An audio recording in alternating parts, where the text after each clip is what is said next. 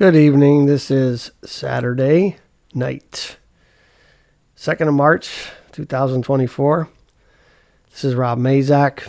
I am a psychic medium. And the last few podcasts that I've done, I haven't really touched on many metaphysical or spiritual types of things, but I thought that I might venture back into that for this particular podcast. And what I'd like to talk about is spirit guides. Now, everybody has a different version or definition of what a spirit guide would be. Most people would accept the definition that it is an energy or an entity or a past loved one or an angel or ascended master or something of the sort, whatever you'd like to name it, God, Holy Ghost, Mother Mary, all these different ideas and different thought patterns on who might be able to influence you from the other side. So I wanted to talk a little bit about that. And what I mean by the other side is really something that comes from outside of what we perceive as our reality.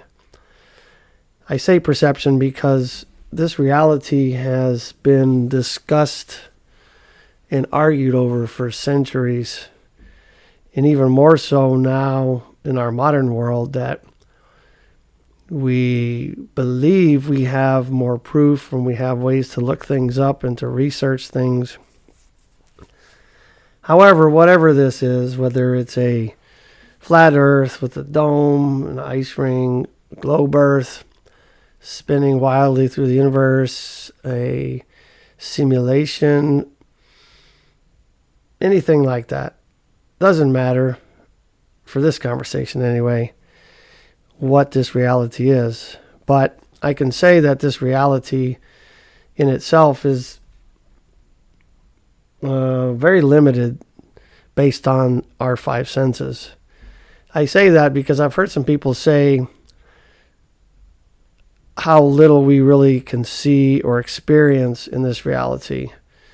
And it's almost as though you've taken a burlap bag, a sack, a bag, and poked 5 small holes in it. Put it on your head and try to experience the world as you know it through these 5 little holes. That kind of represents our 5 senses. Think about it. My understanding of the light perspective, for example, is we only get about less than 1% of the available light spectrum that is possible in our current reality. That seems very limiting to me. And there could be a lot of reasons for that. However, you can also look at this reality as if there are other realities surrounding us. Like if you look at quantum physics and quantum mechanics and all that, the theories, at least, I don't know if they've really been proven, but there's definitely ideas and theories and semi-proofs, at least, that there are universes that abide in our quote-unquote empty space all around us, and we're just simply not tuned to those, so we can't experience those. For example, it's like imagine the old analog radios, which most of us don't have anymore, but the kind you use to turn the dial and try to get in the best signal that you can on your favorite radio station, for example. And if you want to experience a different reality, a different station, different type of music, then you simply change the frequency. Move the dial to a different set of numbers, if you will, frequencies, and voila, you can experience something different. But while you are dialed in, no pun intended, to a particular radio station, you can't experience the other ones. Although, guess what? They still exist simultaneous to the station you're listening to. So in many ways, there's a lot of that happening around us. Obviously, I don't think anybody can entirely prove that, or anything else for that matter. But let's just go with that idea that there are other possibilities outside of what we think is real and our reality, what we're dialed into. Now, some people make it very simple. Some people make it complicated, like with the quantum mechanics and quantum theories and all those things. Others, especially in the religious realm, will simply chalk that up to there being a spiritual realm, if you will. A heaven, possibly a hell. Catholics, I think, I know they do. They talk about purgatory, the in-between space between the two. However, my point to this, everybody really has a different idea of what's out there, right? But until we actually reach our final day in this reality, this life, none of us will really know. And there are many people that have had near-death experiences. Well, I don't know why they're called near-death experiences, because they clinically die, many of them, and they go to places that sometimes good, sometimes bad, but other places, and get information that they couldn't possibly know in this time and this frequency and what we're dialed into now. And so, however, we'll just make it simple. We'll just say that there is something that lies outside of us, where other energies or other sources of information are housed, right? And so if you look at a lot of the religious texts, especially the older ones, you will find that that we are supposed to be brought into this world and assigned a guardian angel, if you will, or a spirit guide, or whatever you'd like to call it, and that they watch over us our whole lives. And so what I mean by watch over, that's really what it is, because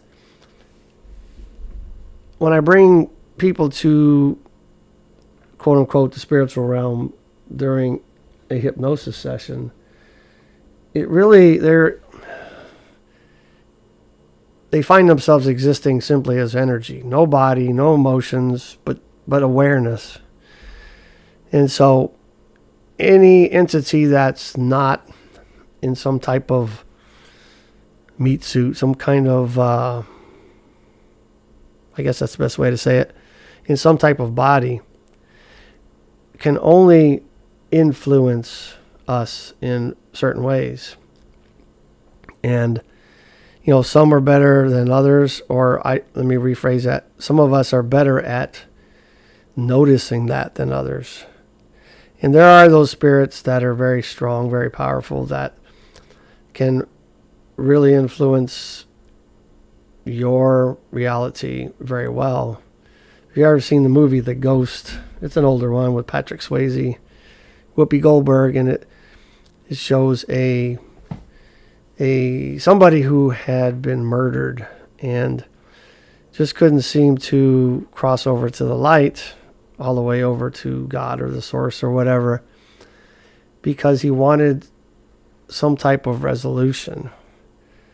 And he wanted it so bad that he spent his available time, which is kind of an anomaly because there's no real time in the spiritual world, but he spent his time learning to influence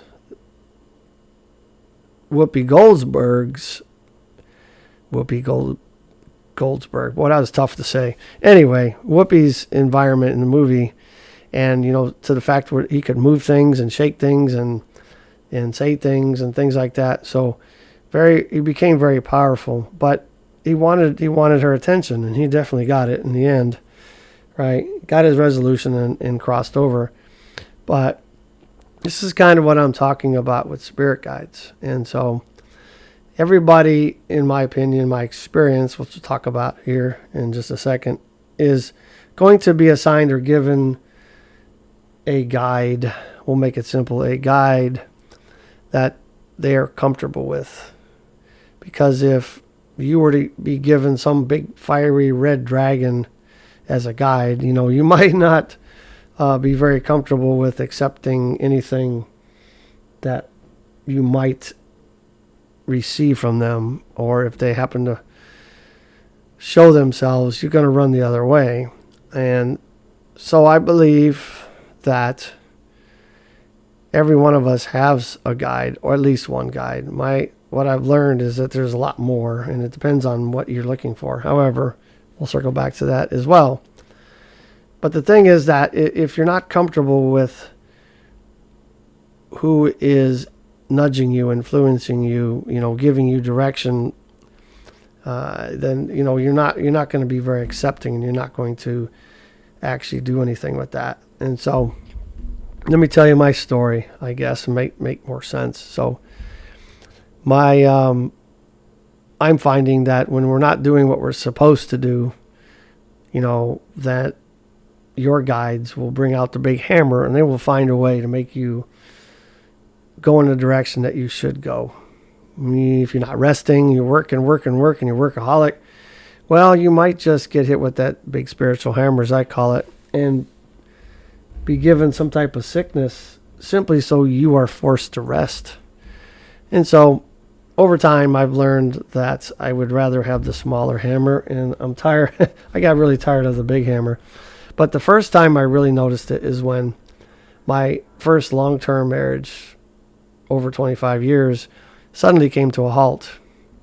And I found myself needing to conduct personal development. And I didn't entirely know what I was doing. I just started. I went through my anger phase and all those things, and but I finally realized that it wasn't about saving a marriage or anything like that. It was about saving me. And so I went on to learn. So I had some friends that influenced me a little bit as well at work, but I learned to meditate. I just started figuring it out, and we'll save that for a different podcast. But I started meditating every available second I had during my day. I would stop and meditate because I was hungry to find out what it is I needed to work on. What is it? Who am I? What kind of things are locked deep within the caverns of me, right? That I need to bring up and recreate, restructure, change, develop them, right? And so I became very infatuated with connection to the other side. And I was getting a lot of really direct and powerful messages. A lot of them, it took me a while to understand. When you start anything, you kind of suck at it, right? Doesn't matter what you're doing. You're never going to be good at it when you start first time. Anyway, so what I was finding is not only was I getting stuff in meditation, but I was also getting stuff in dreams. And dreams are also another long subject that we can talk about at a different time, but we'll just make a short description about it, is that you are a command audience for the spiritual world, if you will. Your conscious mind's turned off, and boom, you are connected. Your subconscious is the seat of, or your connection hub to everything there is out there, right? And so during these dreams, I began, among other things, but I began to have conversations with my sister-in-law, who passed at a very young age. I don't know, somewhere in her 30s. I don't remember the exact age, but very young, very, very sweet woman, very loving, very kind woman. And, you wonder why this happens to nice people, but, we're not going to go down that road right now.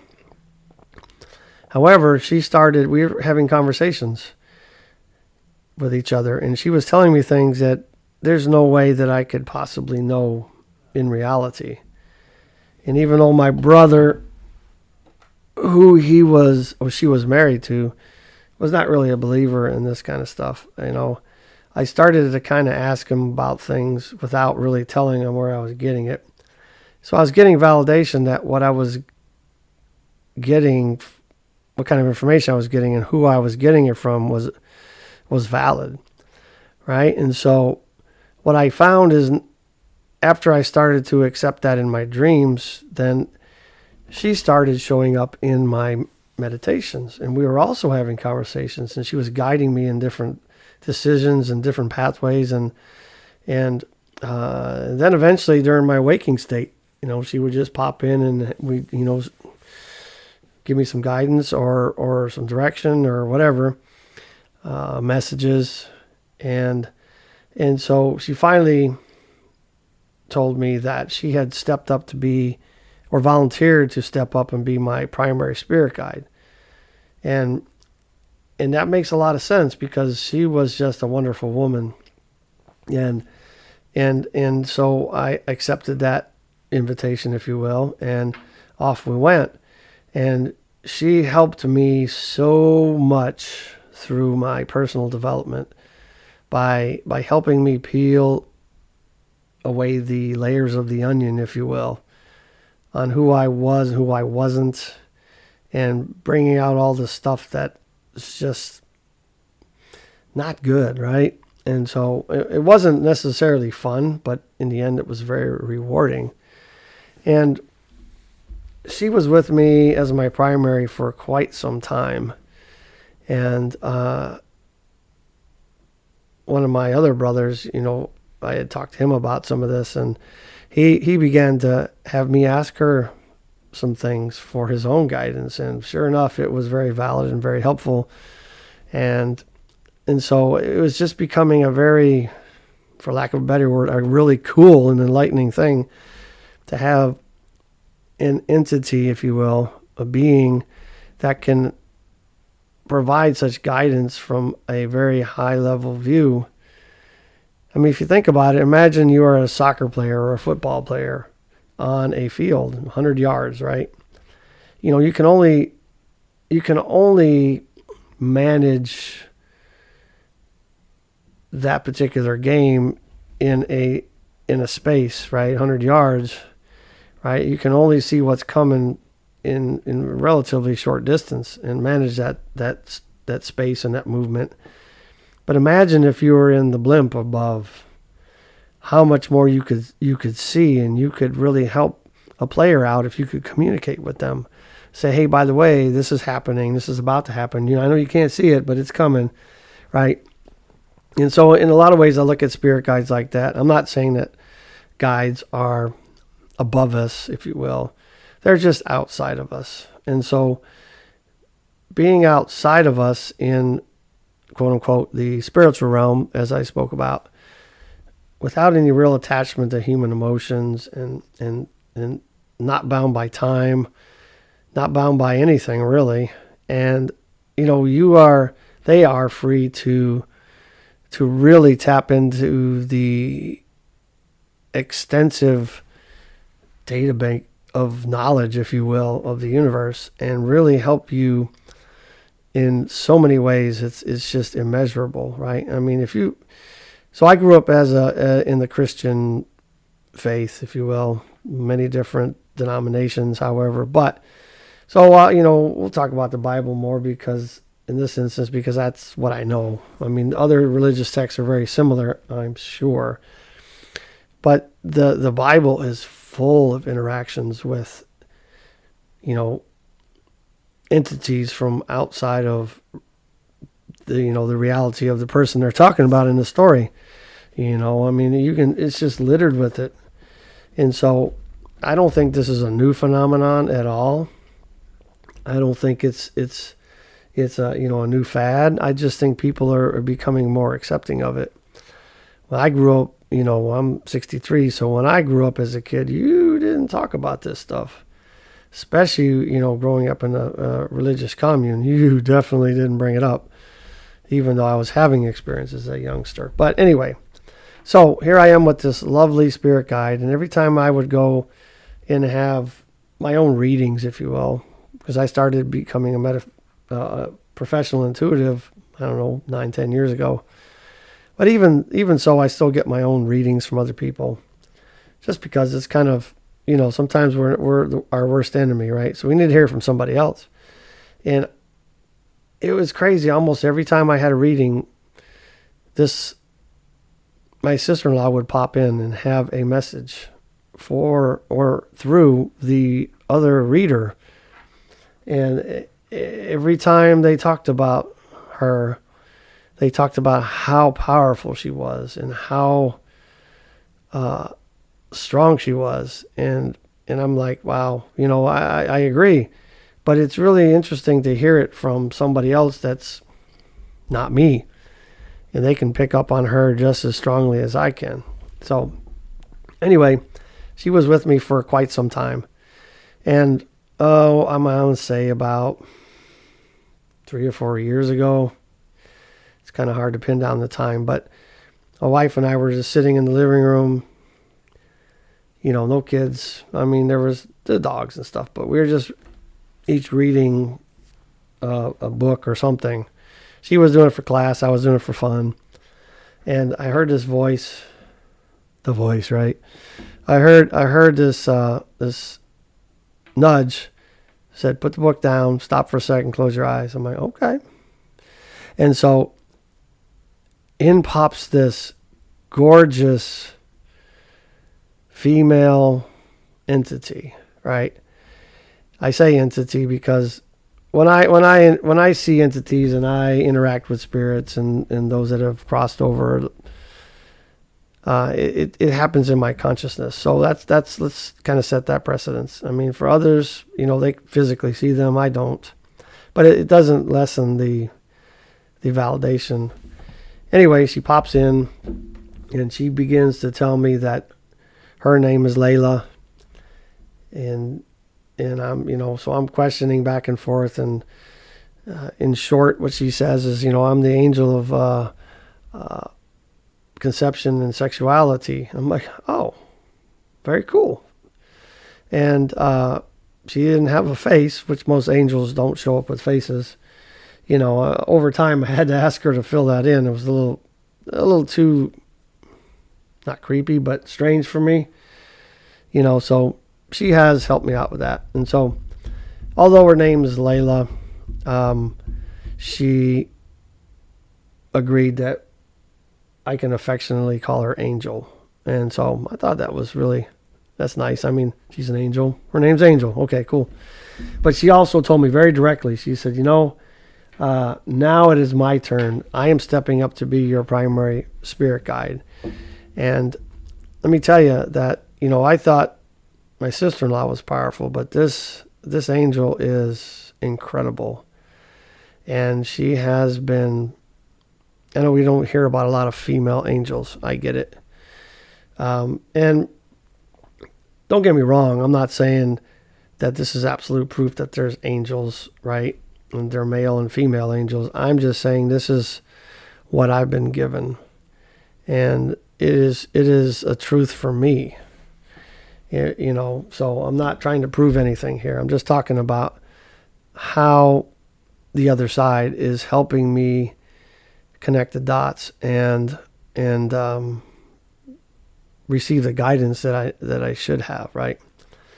And so it has been a really cool journey, and I've learned a lot. And what I also find is that my mother that passed, my father that has passed, and my wife's father who has passed are also main members of my board of guides, if you will, right? And each one brings their own little personality and qualities and expertise, if you will. And so there have been times when I've not been paying attention. I've been too much into the world, if you will, and they'll come together and they will in no easy terms tell me I need to shut up and sit down and listen. And if I don't, they'll find a way, right? So anyway, it is really nice. And so you guys are always, some of you guys out there that are not familiar with this, or you don't know if you have one. Well, everybody has one. And the question is, do you want to know? And sometimes it's just as simple as asking the question as you go to sleep, or asking the question during meditation, or even just asking the question out loud. Eventually you will figure out who it is that is guiding you, and how you can interact and how you can get validation. And let me tell you, it is nice to have that overhead view and know that you're being given pure information, good information, stuff that's going to help you to evolve as a human while we're here, right? I believe that's why we're here. That's also for other conversations. However, I encourage everybody here to do that, right? And in a lot of religious practices, they kind of get assigned for you, which is okay. But I think it's more personalized than that. And like I said, I would encourage everybody to ask, to find out. And sometimes you can have others to help you learn to meditate, to connect, right? But it could be as simple as that nice little prayer as you go to sleep at night. Help me to understand who it is that guides me. Who should I be reaching out to, right? Not to replace God or the source or whoever you think is the creator of this universe, but as an intercessory, if you will, right? Many religions have intercessories. The Catholics talk about Mary being an intercessory. The Holy Spirit is supposed to be an intercessory. Someone that is the go-between, if you will. And so I don't think there's anything wrong with that. That's my personal opinion. You'll have to decide that for yourself. And I'm not saying you have to do that, or that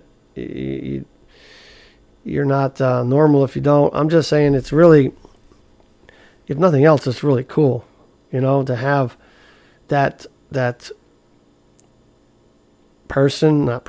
entity that you can reach out to anytime you want and get the help you need whenever it is you feel like you need it. But the real trick is once you connect, is learning to trust what you're getting. Because sometimes it feels like you're making it up. But let me tell you, you're not. Just go for it. Go for it. See what you get. It's really kind of cool.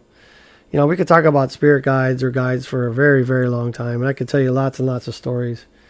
But I can tell you, my spirit guide now, Angel, she carries a heavy hammer. And when I'm not listening, boy, she will wamboozle me. Quick story before we end.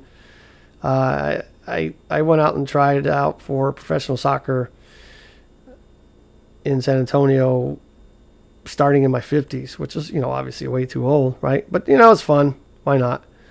And a few years back, I was like on my 7th or 8th year trying it, doing the tryouts, and I was going to go. And I kept hearing from her that you just need to not go. There's no reason for you to go. We don't want you to do that. And me and my big ego said, I'm going, right? It's just fun anyway. Why not, right? So I go out there, and I'm a goalkeeper, right? So I came out hard, which I normally do. And I took the biggest shot I've ever had in history. I met a player coming my way at full speed, and me going full speed that way. Boom. I now have no PCL ligament in my left knee. It popped, and it is as thick as your Achilles tendon. As I was laying on the ground, almost in tears, I heard that little voice go, "Did you hear me now?" Let me tell you, they're fun, but at the same time, they will remind you. And if you're not listening, they will find a way. So I suggest that you dig in, connect, and start asking before you get the big spiritual hammer. Anyway, I will end this podcast here. I would love to hear from you. You can find my contact information on my website, lifebymazak.com, lifebymazak.com. I look forward to hearing from you, and I will talk to you again soon.